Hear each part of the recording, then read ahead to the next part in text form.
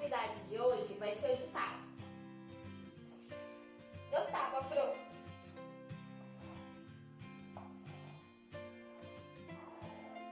E aí, pessoal? Vocês estão bonzinhos? Que saudade que mami dava de vocês! A dislexia é uma dificuldade na aprendizagem da leitura, da soletração, da fala, da identificação de sons, da compreensão de textos, razões e cálculos matemáticos.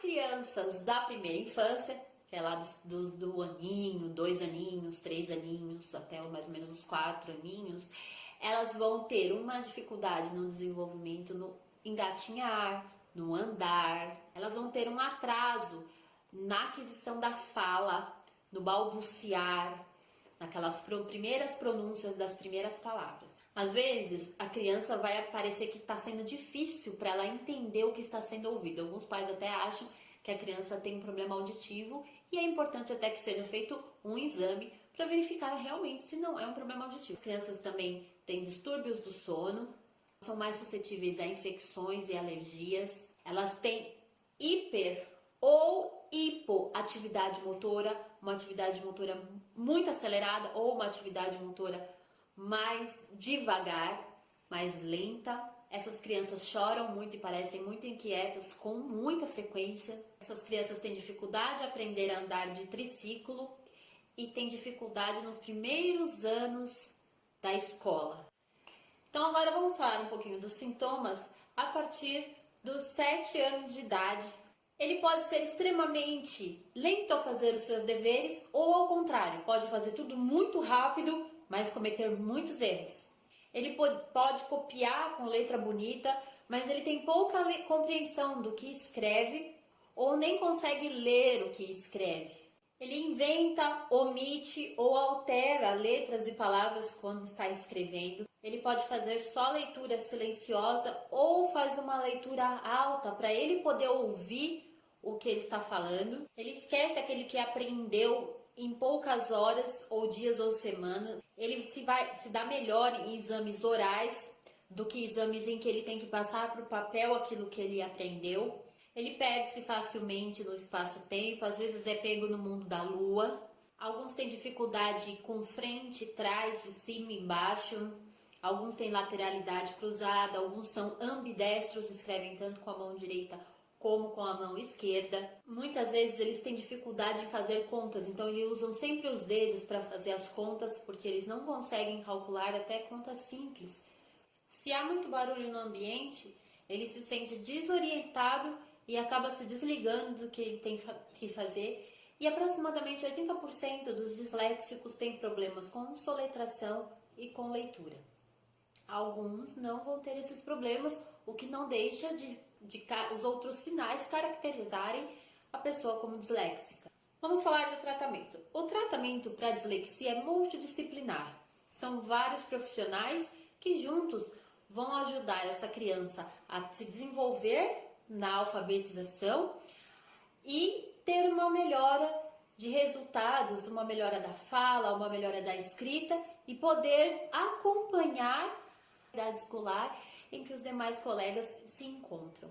Os tratamentos incluem o pediatra, que geralmente é quem vai identificar o que está acontecendo, os pais vão levar os problemas e o pediatra vai perguntar, vai observar, vai acompanhar no decorrer de algumas consultas e se ele achar necessário, aí ele vai encaminhar para um psicólogo, para que o psicólogo ajude com a socialização e com o trabalho da autoestima, para que aquela criança não se sinta deslocada, porque às vezes a criança, por não conseguir acompanhar os demais colegas da classe, sofre bullying. A fonoaudióloga também é um dos principais profissionais que ajuda nesses casos, porque ela vai ajudar a criança a soletrar, a entender e a decodificar os sons e, consequentemente, quando ela consegue identificar os sons, ela vai conseguir escrever melhor. Em alguns casos, é necessário que o neuropediatra também seja atuante na vida da criança, fazer exames. A caso de medicação, pelo que eu pesquisei, é só se o disléxico sofre muito com desatenção. Então, ele vai precisar tomar um remedinho para ele se concentrar.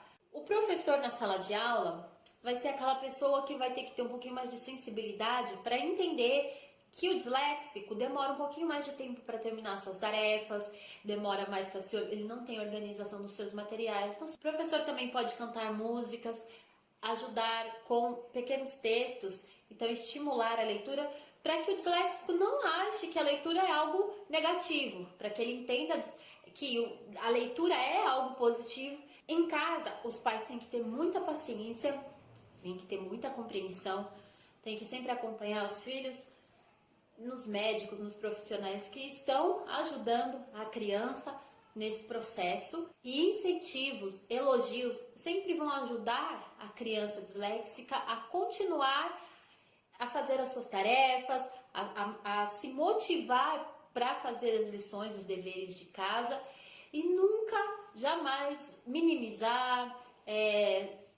xingar,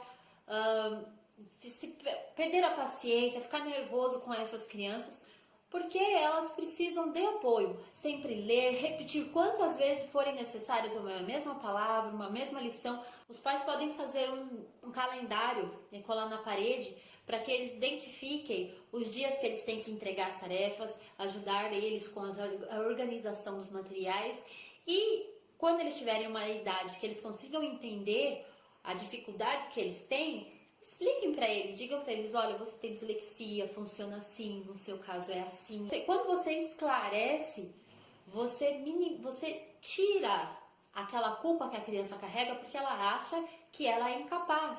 É sempre o que é bom salientar. Quanto mais cedo for feito o diagnóstico dessas crianças, mais rápido os pais conseguem minimizar as consequências da dislexia na vida da criança. Bom, isso é tudo sobre dislexia. Eu só quero acrescentar algo aqui no final, que eu vim pensando esses dias quando eu estava lendo sobre dislexia, e não foi só quando eu li sobre dislexia, foi quando eu li também sobre TDAH, e o que eu consegui pensar e chegar a uma conclusão é que o nosso mundo ele é muito cheio de regras e padrões. Então todo mundo tem que entrar num padrão, todo mundo tem que seguir as mesmas regras, e todo mundo tem que ser colocado como se fosse um robô, e todo mundo é meio que tem que agir igual, pensar igual, fazer tudo igual. Então esse momento que a gente vive, esse momento histórico que a gente vive é um momento de padrões, em que tudo você padroniza e coloca todo mundo dentro do mesmo barco, como se todas as pessoas tivessem as mesmas necessidades. E não considera o indivíduo como pessoa única, diferente, em 7 bilhões e meio de pessoas. E essa padronização, ela é excludente, ela exclui as pessoas, ela afasta as pessoas da própria família, ela favorece a ignorância, o preconceito, e quem não se encaixa nos padrões é automaticamente excluído. Isso é muito ruim.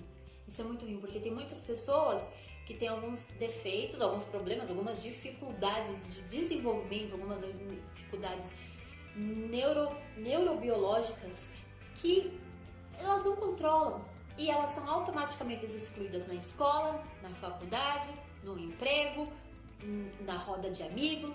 E aí o que acontece? Essas pessoas elas têm que se adequar, entrar num padrão, deixar de ser quem elas são para se encaixar num padrãozinho que disseram que é o certo para todo mundo e que não é porcaria nenhuma. E aí a gente perde. Por que a humanidade perde? Porque essa pessoa, na singularidade dela, tem muito mais a contribuir para o mundo, com criatividade, com conhecimento, com invenções, do que uma pessoa padronizada, do que uma pessoa adestrada, condicionada a agir como a sociedade diz que é correto. Isso é uma castração do ser humano. A gente apara o ser humano e deixa ele quadradinho do jeito que todo mundo acha que ele tem que funcionar. Dentro de uma certa estatística, dentro de um certo padrão de comportamento. E não é assim, cada pessoa é um mundo. A gente tem que humanizar a humanidade que está desumanizada. Porque todo mundo, nós somos um conjunto de tudo. Nós não somos apenas sãos, totalmente sãos. Não todos somos totalmente débeis, doentes. Não somos só alegria ou só tristeza. Não somos só bondade ou só maldade. Às vezes a gente é ruim, às vezes a gente é bom, às vezes a gente tá feliz, às vezes a gente tá triste. E o ser humano é isso. Então, como que a gente pode dizer que quem é diferente é errado? Todo mundo é singular. Todo mundo tem os seus dons e capacidades, cada um.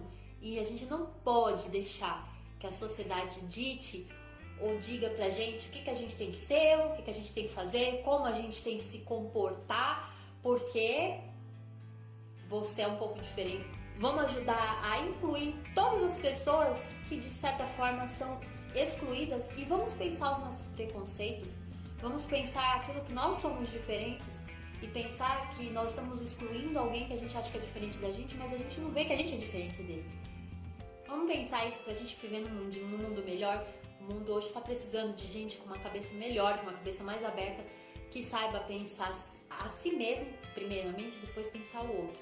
Pra gente poder deixar o mundo para os nossos filhos e para os nossos netos bem melhor do que é hoje. Então, se você gostou desse vídeo, clique em gostei, deixe seu like, se inscreve no canal, me segue lá nas redes sociais, no Facebook, no Snapchat, no Instagram, no Twitter.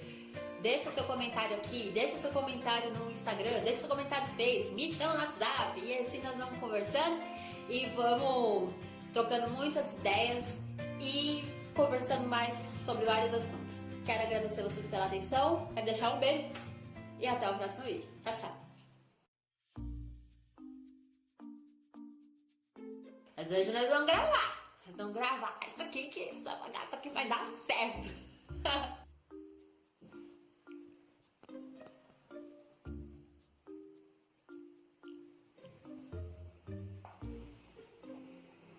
Eu não sei se tá meio escuro ou se eu que tô com loucura.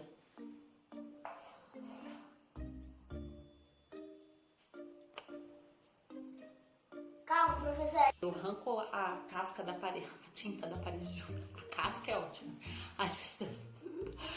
Que mancada, né?